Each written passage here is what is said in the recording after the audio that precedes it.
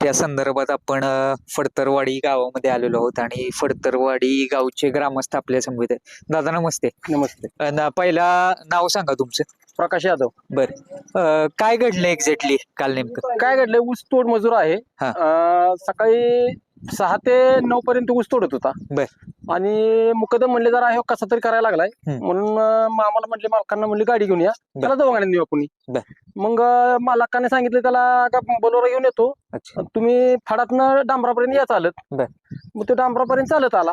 डांबरापर्यंत चालत आल्यानंतर त्यानं जसे 4 व्हीलर 2 व्हीलर बघितल्या तसा तो तसा करायला लागला. बर. त्याच्या अगोदर तो चालत आला होता डांबरापर्यंत.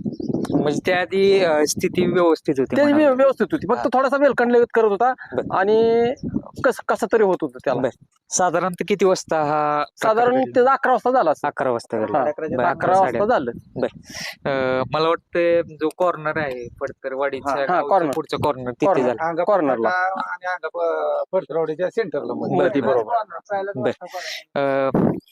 बरीचशी दोन्ही बाजूने ट्रॅफिक जाम ट्रॅफिक झालेला भरपूर जाम होतं, म्हणजे जाऊन देत नव्हता. 2 व्हीलर 4 व्हीलर अजिबात जाऊन देत नव्हते. बर. शासकीय बस सुद्धा त्यानं 1.5 तास थांबवून ठेवली होती.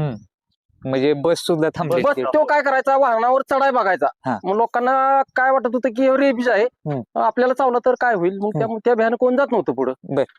आणि मला वाटतं काल सुद्धा डिक्लेअर झालं, डॉक्टरांनी केलं की की नाही, रेबीज रेबीज नाही म्हणून. बर. तो मनोरुग्ण आहे म्हणून सांगितलं. दादा काय होतं की अशा वेळेस जरा थोडीशी भीतीच असते पकडणे भीती वगैरे. म्हणजे कोण डेअरिंगच करत नव्हतं, हा. कारण मस्त 300-400 माणसं होती. हा. पण कुणी पुढे जायचं, प्रत्येकाला जीवाचा आपापल्या भ्याय ना, बरं. प्रत्येका जीवाचं भ्याय भीती आहे. ते आणि तोच त्या कंडिशनलाच होता, याचा पळत चावायला बघायचा. बर. मग असं तो करतच होता. दादांकडे तुम्ही नमस्ते. पहिल्यांदा नाव सांगा तुमचं. माझं संभाजी चव्हाण. काय घडलं एक्झॅक्टली काल नेमकं? ऍक्च्युली आता आम्ही 12 सव्वा-12 वाजता घरी आलो. बर. त्यावेळेस वडिलांनी मला सांगितलं की असा एक व्यक्ती पडलेला आहे, ती सळाला आहे. बर. आता त्याच टायमिंगला आमची मुलगी कॉलेजवरून येते. हा. ती चालत येते, ते फाटेवा अंगापूर फाटा ते फडतरवाडी चालत येते. बर. मग तिथे मुलीला आणायसाठी गेलो मी. तर हा कॉर्नरला प्रकार घडला पूर्णपणे. बर.